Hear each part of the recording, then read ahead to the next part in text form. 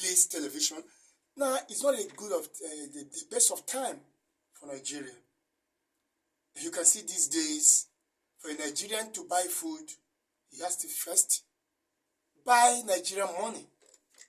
You need to buy money first, and then go to buy whatever you need to buy, including food. I've not seen any economy where this has happened in the past. There's no place in the world we have seen this kind of an economic disaster happening in our country today. People have actually said it could be because of the election that is coming.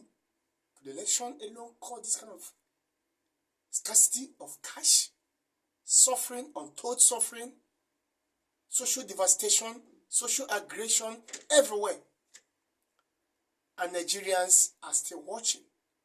But then, in the midst of all this, it is still surprising that some people are still trying to deceive themselves, trying to look at those that have no capacity, trying to look at those who have nothing to offer Nigeria as a matter of choice. We are still highly tribalized. Competence means nothing in Nigeria. But of all this, people still believe the worst has not been seen in Nigeria.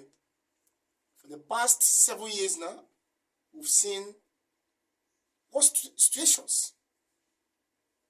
It started with the high fuel price. It came to the situation where you now buy a bag of rice, 50,000, 40,000, 45,000. Everything, all items in the market went highly exorbitant. And the worst we've seen for today is this issue of scarcity of cash. They gave it a name. There is now scarcity of cash in Nigeria.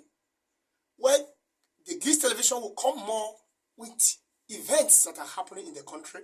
And we'll see among the presidential candidates of various political parties who are eyeing the biggest seat or political seat in Nigeria.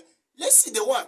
Already people must have known who among them appears to have the competence that is needed to take care of Nigeria. But we leave it that way.